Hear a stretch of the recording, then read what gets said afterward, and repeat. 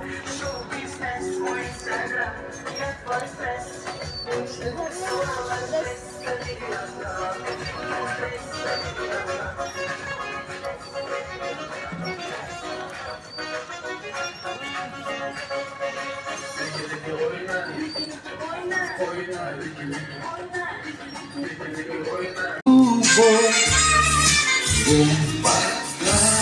Гасили свечи, снова вспыхнули дожди.